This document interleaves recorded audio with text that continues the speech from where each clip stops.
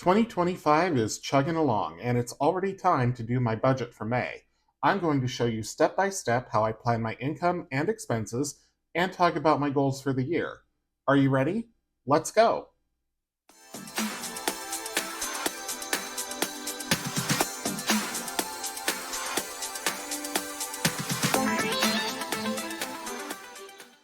Welcome back to Ready Budget Go. My name is Drew, and on this channel we talk about cash budgeting, saving money, and achieving our financial goals. If that sounds like something that's interesting to you, please consider subscribing, hit the like button, and leave me a comment down below. I would love to hear from you. Today it's time to do my May budget. I'm recording this on April 19th, and I usually do my budget for the following month around the 15th of the month prior. So, good time to do it. And I've got pretty much everything set up here. I'm going to walk through the process of how I do it. And I may go into a little more detail this month than I have in the past, just because for me, I've been refining this process over the past several months. I really only started doing this in October, and then here came the holidays. And then once we got into the new year, I had a move to plan. So now things are kind of starting to gel into the way that they're going to be, at least until the next life disruption comes along. So I have a pretty good method down for at least how I like to budget, and I'm going to get right into it. So the first thing that I've done is I've printed off a fresh monthly budget overview. I actually printed a couple of them. This is for the rough draft. You can see here at the corner my printer had some ink buildup or something like that. I'm also doing the first draft using this friction erasable pen, just in case I have any mistakes. So how I get my budget set up is the first thing that I do is I go to the budget for the current month. Even though the month isn't over yet, by the time I get to this point, I have a pretty good idea of how things are going to finish. Um, but not this month. And I say that because I do have, so as I've mentioned before on this channel, I do work in sales and I get a bonus every quarter based on performance. So this quarter, the bonus is going to be smaller than it has been, just because of broader economic conditions. But I don't know exactly how much it's going to be. And so I couldn't plan for that in April, and I still don't know how much it's going to be, so I'm not going to plan for it in May. What I will say is that whenever I get a windfall, I have, regardless of where it comes from or when it comes into my life, I always have a plan for what I'm going to do. So I have in the front of my budget binder a list of my goals. So I have my emergency fund. I fully funded that in March. I have the blip fund, which I fully funded just this last week. Then I have my Roth IRA, make the full contribution this year. And then the big move, which is I'm planning on moving to another state. Don't know exactly where, don't know exactly when, but that is my next big goal. So that is sort of my North Star. So when I have extra money, this is what I look to for where it's going to go.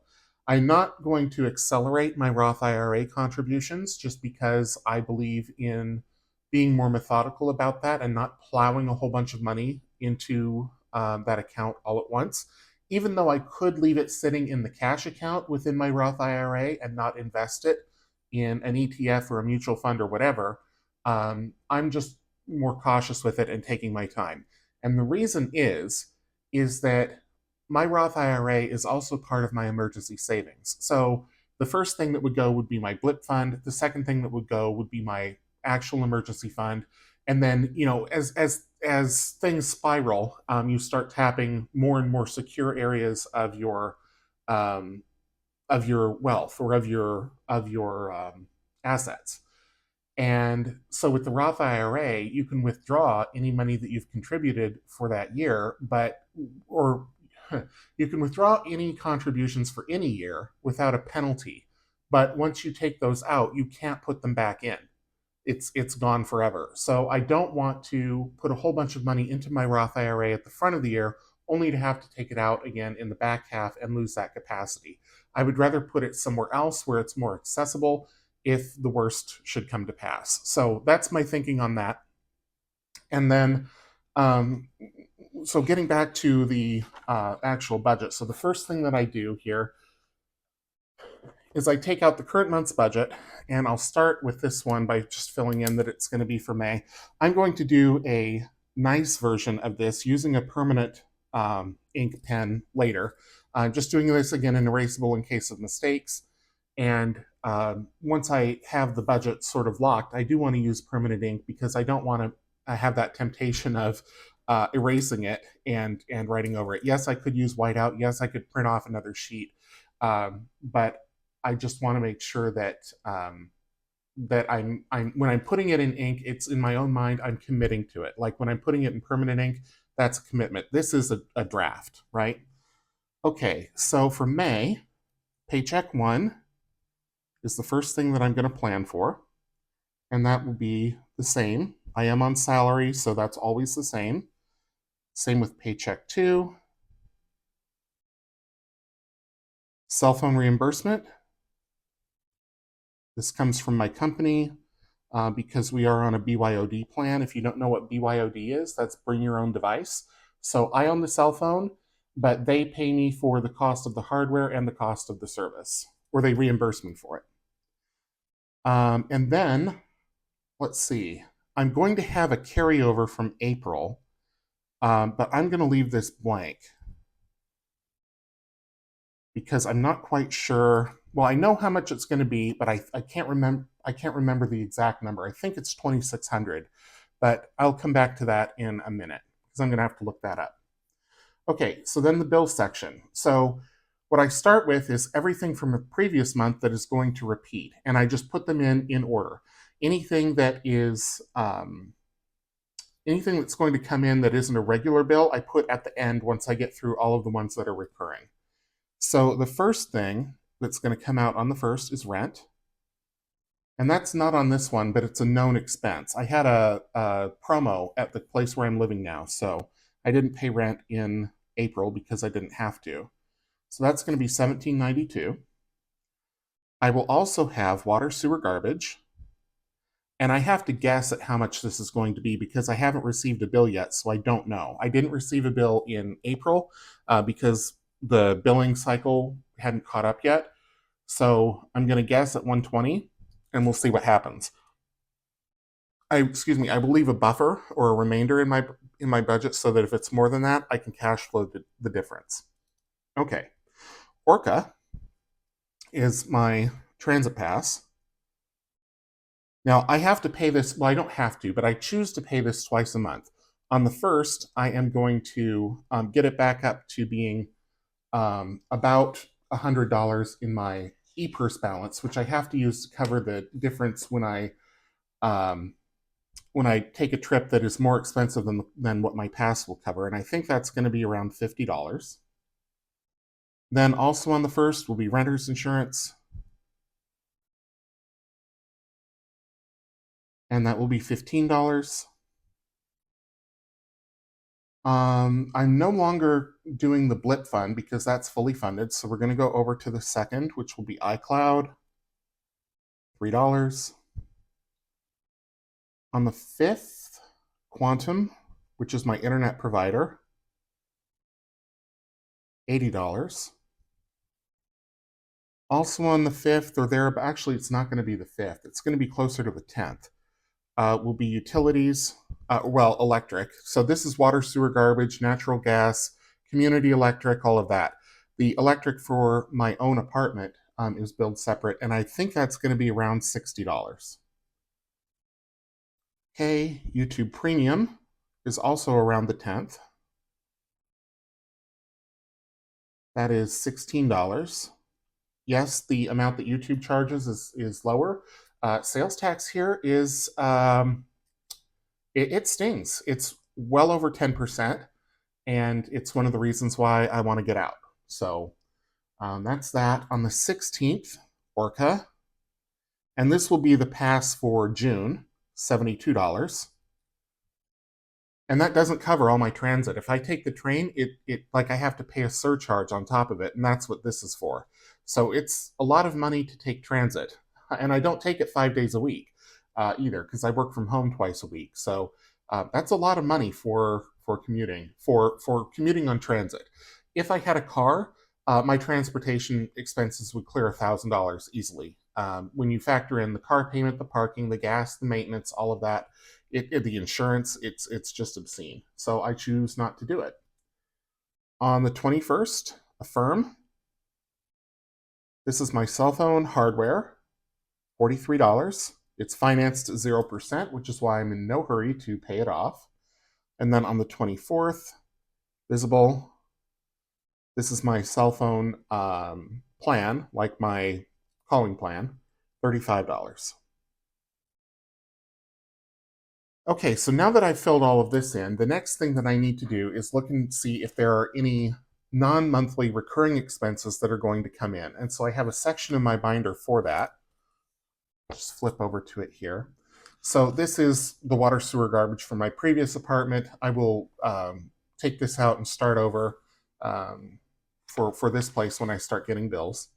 Monthly subscriptions, these are already factored in, but if I add any, I just make sure that I note them in here so that I remember to start adding them as a recurring expense. Out of the 5 or 6 that I had, 5 I guess, I've already canceled 3, so I'm down to only 2, and I don't see myself canceling either iCloud or YouTube Premium anytime soon. So now we've got the yearly subscriptions. These are things that I pay for once a year, but I need to plan for them in the month that they come out.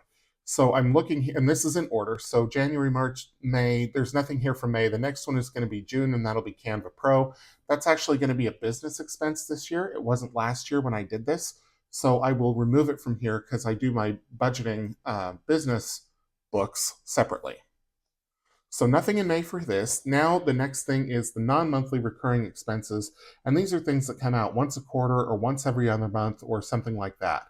So I just got prescriptions filled in April, so I don't need to worry about that again until July. So I don't have to account for that here. And then in the even months, I get a haircut. I got my haircut yesterday, coincidentally, the same day that I picked up the prescriptions. So because May is an odd number month, I don't need to plan for a haircut. So I'm good with this, which means that all of the expenses or all of the bills rather, that I expect to have are already accounted for between what was in here for April and what was already recorded here in the May budget. So now I just need to total all of this up. So I'm going to bring out my calculator here.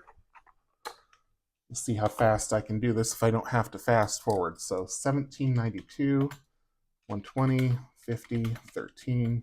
Oops. No, see, I already screwed up. 1792, 120, 50, 15, 3, 80, 60, 16, 72, 43, 35. 2,286. And the lion's share of that is rent and utilities. Very few expenses other than that. This is basically housing, transportation, and utilities. I mean, that's really all that it is. Plus a little bit of entertainment with YouTube Premium, and I guess you'd call iCloud that as well. Okay, so wallet spending. I had been giving myself $250 a week, and honestly, with the cost of food going up as fast as it is, and it's not just eggs, because I don't even buy eggs, I just need to put more in here. There's also more household expenses where I am now than there was previously. So I'm bumping this up to $300 a week. And lucky me, May is yet another 5-week month. Since I've been doing this, I think this is the 4th month that has had 5 weeks in it because of how many Fridays are in the month. 3 and 530. So 300, 300, 300, 300. That will be 1,500. Okay, stockpiles I'm going to come back to. Savings and extra debt is next. I don't have any debt other than the cell phone payments that are financed at 0%. So all of this is going to be savings, and this is all the money that I'm putting into my Roth IRA. And I'm doing this by the Mondays in May, $300 a week. This is money that I accumulate on game night on Mondays and in the savings challenge books on Wednesdays, but I do the dates by the Mondays because usually I film both of those videos on the same day. So like, for example, if I film them both on Sunday, I'll know then how much I need to put into the Roth for the week. because sometimes it's a little bit more than 300. It's never less, but sometimes it's a little bit more, just depending on how things roll. Okay, and then stockpiles. I am going to do this twice on the 16th and the 30th. I'm going to go 2,500 here and 1,200 here. And I do see in my notes over here that that April rollover is 2,600. So that will be 40, carry the 1, 8, and 8. 88.40 there for income. I should have been filling it in down here. 22.86 for bills. 1,500 for the wallet. This is going to be 3,700 for the stockpiles. 1,200 for savings. And let's make sure that balances. I did this a little bit before, just as a rough out, and I think I have about $150 remaining. So 88.40, 22.86, 1,500, 3,700, 1,200. 154 is the remainder. Yep. Okay. So that looks good for now. This will change. Obviously, some of these will not come in dead on. This, who knows what it's going to be each week. And I'm also going to have that bonus check, which I should receive at the end of April. Usually by now, I would at least know how much the number was going to be so I could guess. But my boss took a surprise trip to Washington, D.C., a business trip, but was not able to get that done by the time that I was ready to do this budget. So it's just going to be a mystery. But I know exactly where that money is going to go. It's going to go into my stockpile. Up next, I'm going to do the cash allocation, and I will tell you exactly where this money is going to go. Now it's time to plan for where all of the money that is going into my wallet and my stockpiles is going to go. So I'm going to write in here for May 2025. And I'm going to fill in the wallet first. So each week I have groceries and household. So starting on the 2nd, $200. And then also cash, $100. So I'm just going to fill this in for each week, and I'm going to abbreviate so it doesn't take too long here.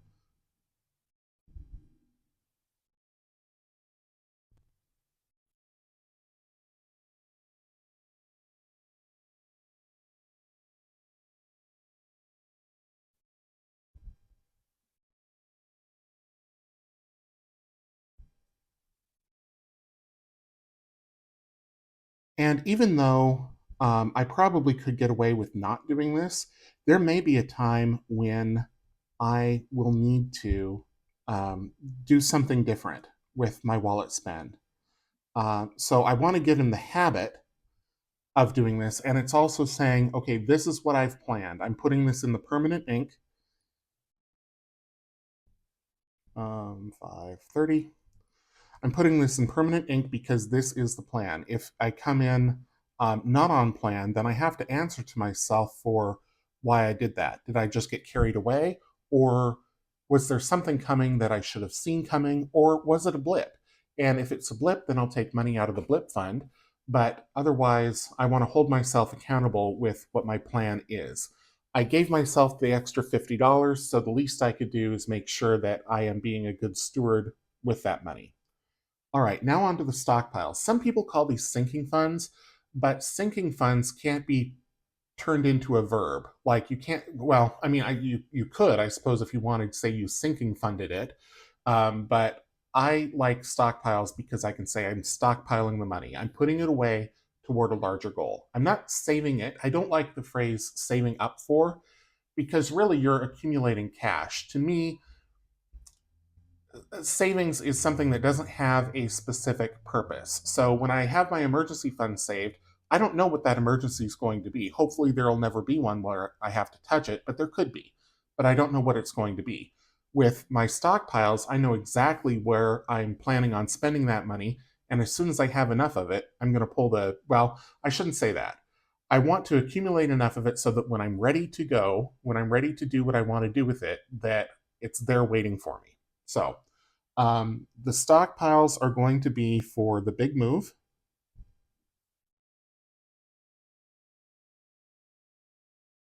And on the 16th or thereabouts, I'm going to stockpile 2,500. And also for the big move, on the 30th, I'm going to stockpile another 1,200. Now, how I am going to account for these is I'm going to start saving per, or well, not saving, again, stockpiling per subscriber. So I'm going to do $5 per subscriber, and that will be kind of the first part of the big move. I think I need around $15,000. So my goal is that until I hit 1,000 subscribers, I'm going to stash $5 per subscriber. Now I've already got a pretty good head start, and that's why I need $2,500 because I've already got over 400 subscribers. And I appreciate each and every one of you. And doing it this way acknowledges that, acknowledges all the people who have subscribed, who have watched, who have left very nice comments on my videos. I really do appreciate that. It means a lot. And this is kind of a way to memorialize that on my quest to accumulate cash to achieve something that I've been wanting to do for a really long time. So that's the plan. I need to make a tracker for it. I need to set up envelopes for it, but that's what I'm going to be working toward. I also have to figure out which video it's going to go in each week. It'll probably go in the weekly update video, but we'll see. Okay, so that's it for the cash allocation. I also have other forms that I need to set up. The next two always go really fast because there's not really a whole lot that I can put in at the start of the month. So this is the cash flow tracker. This is essentially my check register, everything that goes into and comes out of my checking account. I don't know what the beginning balance will be. Obviously, I don't know what the ending balance will be or any of the transactions. So all I can do is just put in the month and the year and get that set up. Likewise, with the expense tracker, that's just going to be for May 2025.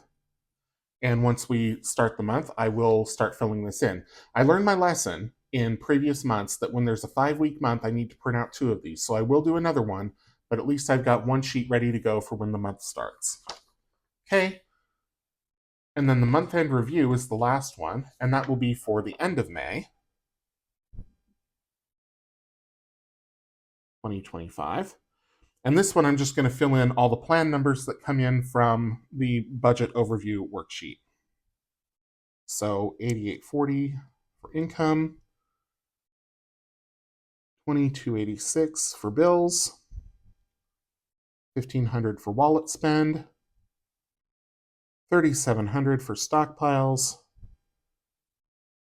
1200 for savings, no debt, and 154 remaining. Okay, so that's the plan. I've got this in the permanent ink, so that's really what I'm going to be working toward.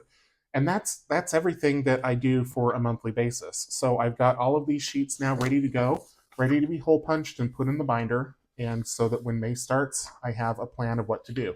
I am going to redo this one in permanent ink so that I have it nice. Number one, I don't have this smudge on here, but also so that I tell myself, this is the plan, this is what I'm doing. And, you know, it's not just putting it in permanent ink, it's also doing it again so that the numbers really become ingrained. Not so that I can memorize them, but just so that I'm doing them again, I'm copying them down again and saying, yes, this is my plan, these are my intentions, and that is how I'm hoping the month will go. My experience is after doing this for about 6 months now, it never goes the way you think it will. Something almost always happens, either for the good or for better or for worse. You know, a weather emergency has happened. I've had windfalls come in out of the clear blue sky. So anything can happen. And we'll see how it goes. I really do want to take a trip also in May, but I'm not planning for it here. I think I can do it using credit card rewards alone, but we'll see. So I've also got that bonus coming in that will cover it too. So those are the plans. And the next thing that I'm going to do is I'm going to attempt a cash stuffing because I think that will be helpful with a budget like this where there there is a lot of I mean these are big numbers, right? So there's a lot involved here, but there at the same time that amount is somewhat finite. I mean, if I overspend in one category, I have to pull that from somewhere else. Now, I'm not the kind of person who keeps cash around in my house, but I think this is going to be a worthwhile exercise. So I'm going to get out the binder that I set up at the start of the year for this, and it was my intention to do it all along, but because of how things have happened, I just haven't done it. But I'm going to try this month, and we'll see how it goes. So I'm going to do that here coming up in just one sec. All right, it's time to stuff some cash. I've taken out $8,840, which represents my projected income for May. That includes the rollover from April. It does not include the bonus that I'm expecting from work. This is all prop money, obviously. And I've talked about this a few times already, and I think I mentioned it before as well. It's that I just don't like having large sums of money around my apartment. That's one reason why I do all prop money. The other reason, too, is that a lot of this I don't need to have in cash. When I pay my rent, for example, that's almost $1,800, but I'm not paying it in cash. So taking that money out of the bank just to put it in here, to put it back in the bank to be able to pay the rent doesn't make any sense. So, um, all that to say, this is all prop money. I've got just some regular bills here as well as placeholders. These are my Sea Life themed ones. They are available in my Etsy shop. They're all out of order, but that's okay. If you're interested in these, they're matte finish. They are thicker. They are a little bit taller than dollar bills because I think placeholders should stand out. When you've got to a point where you're putting placeholders in your cash envelope, to me that is that represents something. That represents that you've achieved something. So for that reason, I made them just a little bit bigger, and they are sturdy. They will last you a very long time. Matte finish, and like I say, all Sea Life themed, and available in my Etsy shop. So all that being said, let me get out the envelopes and let's see how we do here. I don't think I have envelopes for everything, but for those that I don't, I will just set that money aside and I will create those envelopes a little bit later. So open this up. I started this, or I created this at the start of the year with the intention that I was going to do this every month. And then, like I say, for reasons with the budget being chaotic, I just didn't do it. But now I am, and so here we go. All right, so for housing, that's just the rent, and I'm going to do 1,792. So I'm going to take out the 1,500 in placeholders, 16, 17, 50, 70, 92.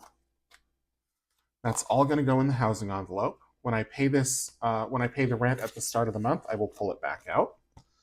Utilities, this is 120. So 120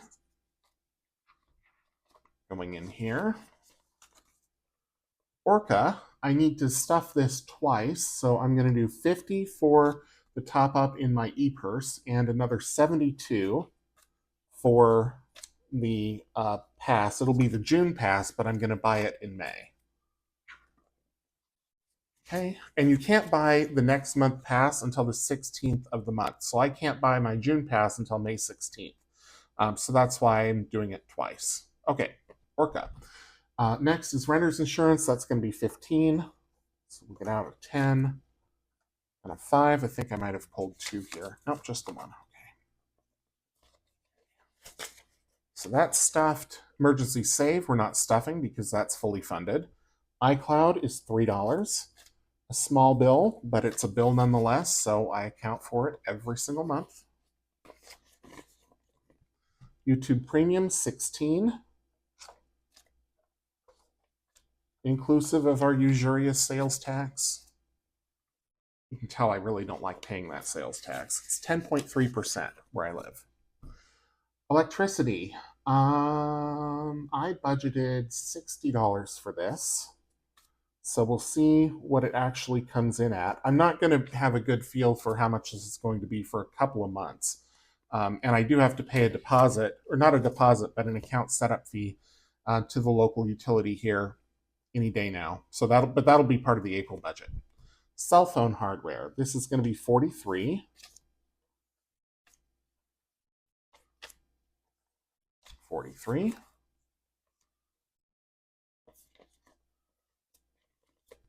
Cell service is 35.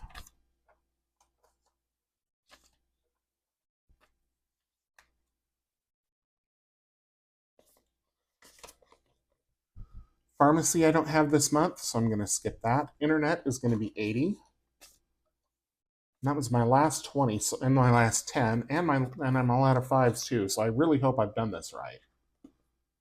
Okay.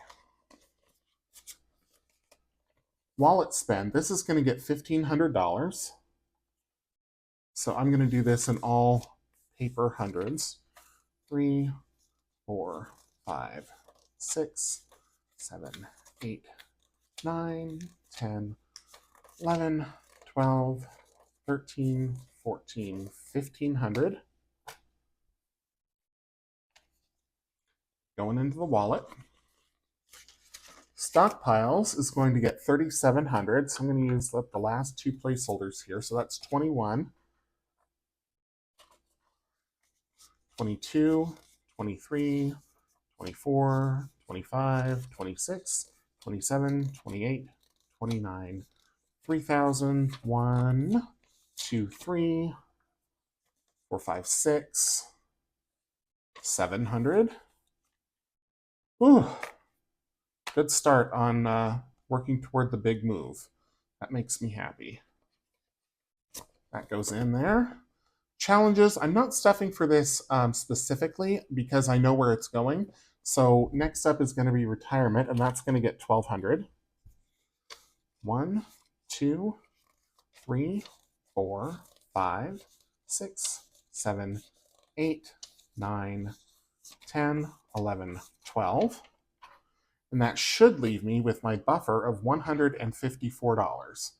I don't have an envelope for the buffer, so Log and Jotter is a canceled subscription, so I'm just going to use that for that. But it means I had envelopes for everything else. I noticed, though, I didn't have a haircut envelope, so I'm going to need to get that set up for next month when I'm going to get my hair cut again, or for June when I'm going to get my hair cut again. So stuff that in there. That is the cash stuffing. So I'm going to unstuff these every week as I move through the month, and we'll see how it goes. I'm not sure if this is how it's going to look every month or if I'm going to make other changes, but I'm at least going to give it a shot. So come back and see how I do starting in May with the weekly budget update and see how it goes. And I do want to thank you so much for watching me budget for May and for watching all the way through to the end of the video. If you enjoyed the video, please leave me a comment down below, hit me a thumbs up, subscribe if you're new. I'll save $5 if you do. And until I see you in the next one, which should be Monday night for game night, take care.